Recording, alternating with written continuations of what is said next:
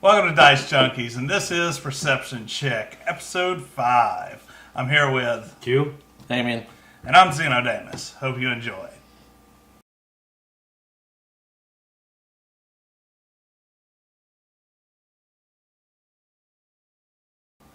Alright, so to start this one off, wasn't really a lot of news this week that I thought was really worthy of even conversation. Some were so unworthy, though, that it requires conversation. So we're going to jump right into that one? We're going to jump right into it. Cash Me Outside. How about that? So apparently this bitch is getting her fucking a reality show. You shouldn't call a 14-year-old a bitch. I know. Well, it's... She's a bitch. The amount of sexualization of her online almost makes you forget she's a 14-year-old. It's horrible. I was shocked at the YouTube videos that got past it. I was like, do they know she's a 14-year-old? Why is it like this? Because it was just like, how about cash me out, girl? The little pictures that popped up, I was like, yo, man, you're going to get on some kind of watch. Yeah, I know. Like, it was disturbing, to say the least. But I don't know if it's more disturbing, the sexualization of her, or the fact that she is getting 2 offers, right? I think you looked up. I think it's 2 offers. Yeah, one for a reality show and one for a not reality show. Oh, I mean, we are just patting people for bad behavior. We're setting a very bad precedent. They said this girl will soon be worth $1 million. For being a bitch to her mom. And not being able to speak English properly. And I mean, there comes a point where you just got to be like, okay, it's one thing when it's like Jersey Shore and you've got adults and you're like, oh, look at that, look at Snooki, ha ha ha ha ha. But like, this is a 14-year-old. This is just sad. There's nothing freaking awesome about it. This is terrible. Mm-hmm. Oh my God, if I had a daughter like that, like I probably would have already jumped off a bridge. Like, it's horrifying. And it's being sensationalized, and it's like, no, don't do this. Please. This is not, because what does that say to the next young girl? No, like, I could be famous too. No, that's not how you want to be famous. If we look at YouTube and just media in general, though, I mean, and I mean, hell, I'm guilty of it myself because, I report on this shit, so I do it. I click on their videos because they were so stupid. I clicked on their video.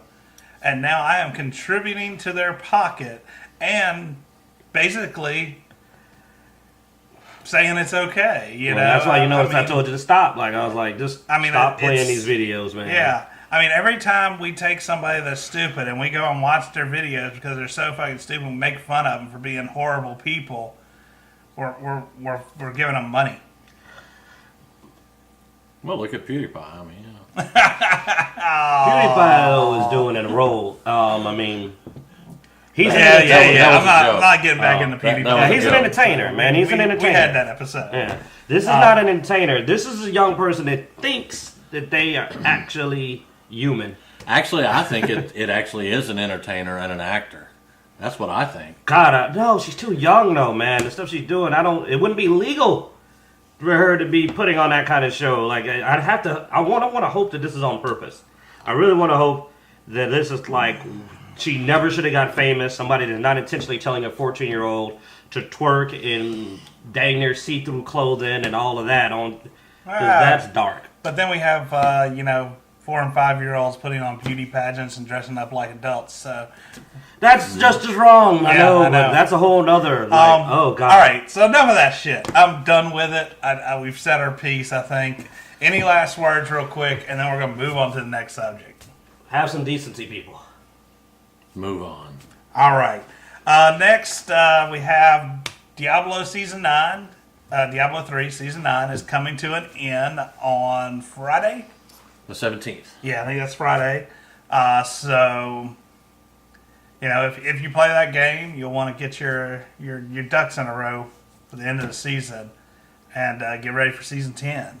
The new patch that's coming out after Season 9 has some interesting stuff. So, I'm not going to go into detail. I mean, we have several Diablo videos in which we'll talk about it more and stuff. Is Nico going to drop in Season 10? It doesn't look like it. What? The Necromancer. Oh, no. I love Necromancers. No, we hadn't got any new word on that yet. They're not selling me a copy until they put them out. We do actually have a video I put up yesterday that actually covers some of the things that are coming in Season 10. Yeah. That was check Season it out. 9, and then some of the transmogs that you hadn't gotten yet and stuff. Yeah, there was a couple of transmogs I showed where they were, and then the armory and stuff like that I went over. It's a good video. You should check it out. Yeah. All right. And here with this last bit, because it was a slow news week, the biggest thing in the news has been Mass Effect Andromeda. So what we wanted to do is sort of talk about a little bit about Mass Effect 1 through 3 and give our final thoughts on Mass Effect Andromeda, where we think it's going before it comes out. We should have a review out on Mass Effect Andromeda on March 16th. So stay tuned for that. Yeah, we're going to do the 10 hours. Mr. Zeno here is going to do the 10 hours, and we're going to sit down and review it for you. So, Yeah.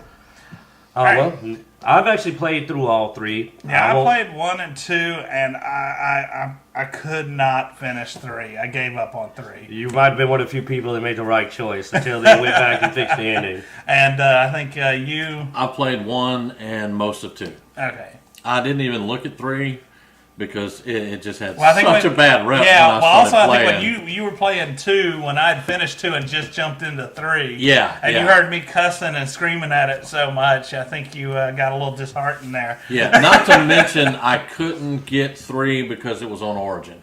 Yeah. And I didn't have an Origin Which you account. have to do for Andromeda. For Andromeda. You're going to have to do that for Andromeda. Yeah. I have an Origin account because of Dragon Age. So I have one now, so that's why. And if I didn't have one now, I would have one because I'm getting Andromeda. Okay. There's nothing except for death that's Now- going to keep me from Now, getting before, that game. your opinions on Andromeda seemed a little bit less excited, so... I've actually been able to do a lot more research on it. I was really concerned about the time frame between them, and I was concerned about no closing out of the actual trilogy, and I was concerned about a whole bunch of different things. But being able to research it some more, and the game starts between 2 and 3, and then it's a 600-year journey to where they're going. Now I fully understand the timeline difference there. And there's going to be references to Shepard in Andromeda, but it's not going to be prevalent at all. You might just be walking by somebody and hear them talking about Shepard. Yeah. Something like that. That's the basis of it. But then I looked, and I was also concerned, if you guys remember, I was concerned about the designs. It didn't seem that advanced. Well, now that's explained. Okay. Because they left during 2 and 3 when that was Yeah. the advanced stuff. Yeah. All right. So, well, that's awesome, and we'll talk more about Andromeda, but I'm going to let Q here run through a short Mass recap. Effect 1 and 3, Yeah. and then All right. we'll finish it off with all Well, of Mass our Effect opinions. 1 starts with, it's a sci-fi setting. You're in a space setting where there's multiple races. It starts with Commander Shepard, who becomes the first Spectre. Spectres are basically the elite spec ops of the alien council. Yeah. You quickly, during this time, find out that there is a threat coming in the form of the Reapers, giant, massive robot ships that are sentient. They're basically AI meets bioships that are coming to wipe you all out. Mass Effect 1 has you uncovering this plot and actually destroying one of the first Reapers that you come in, or at least the version of it that appeared, the ship that was possessed. Part 2, you get killed, resurrected, and ended up working for this covert group called Cerebus, and effectively are trying to continue fighting Reapers while nobody trusts you because you're working for Cerebus and you're supposed to be dead. Finally, you basically find out more about the Reapers. You destroy their attempt to make a new Reaper based on humans because apparently you've impressed them so much, you, Mr. Shepard. And then the third game, you roll in and now you're preparing for the war. You've got to get all the alien races together to fight off the Reapers finally in a massive conflict. That doesn't really happen. That's kind of where the big ending conflict came in. Where you expected a massive battle, you pretty much just go to Earth, fight your way across the surface, mysteriously somehow end up on the ship, and go all kind of mindfuck Deus Ex Machina in order to win.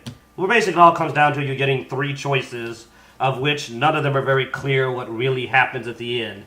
Yeah. They tried to come back and polish it up with DLC, and they did a decent job. So if you didn't complete Mass Effect 3 because of that, if you go in, they polished it up a bit. But here's the thing. None of that matters because nothing in Mass Effect 3 is going to be present in Mass Effect Andromeda. You leave, like Damien said, between 2 and 3 because basically you apparently said there's a good chance we're not going to win. So they shot a bunch of arcs off into space.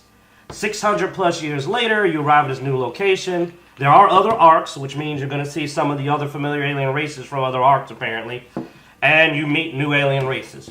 Now that we're getting into Andromeda, let me run this by everybody real quick. Now, what he pretty much said, from what I've gathered from Andromeda, that's all you need to know to go into the new Mass Effect. So you don't necessarily have to have played all 3. Also, if you do want to play all 3, I did notice I signed up for the Origin monthly service thing. It's like $29 for a year where they let you get a bunch of free games and stuff. All 3 of the Mass Effects are on there for free if you're a subscriber to that. It's $29 for a year. Plus you get 10% off of everything.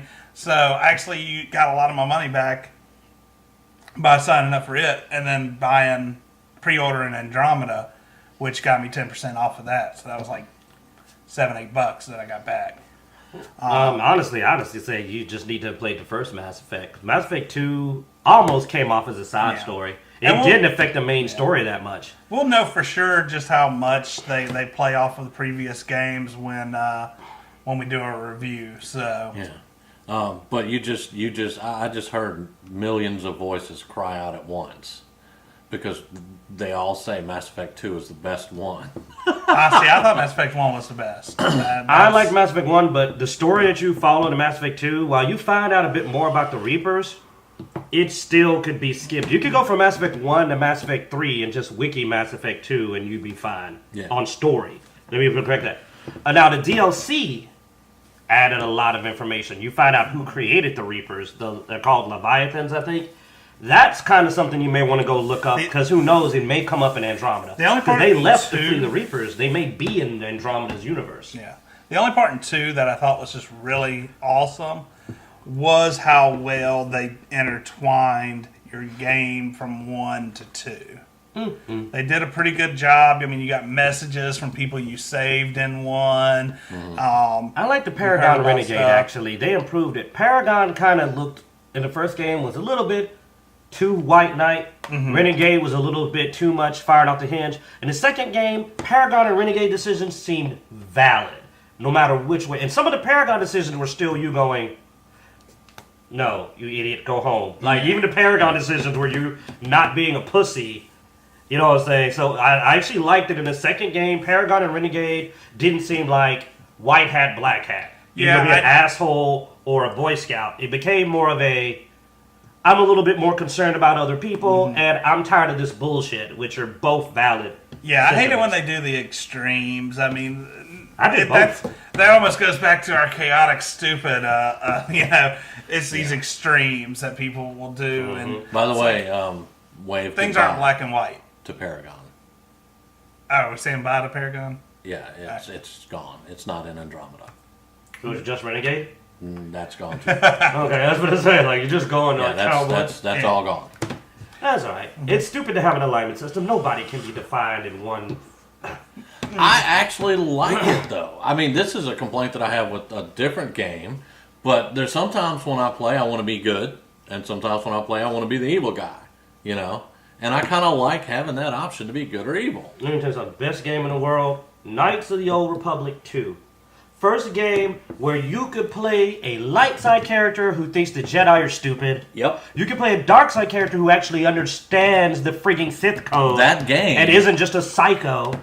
Yeah. Not to get off subject, but that game is where I learned the good and evil and started building characters that way. Mm-hmm. That game. And how to actually be... No, a good guy doesn't have to be, I suck Jedi code dick.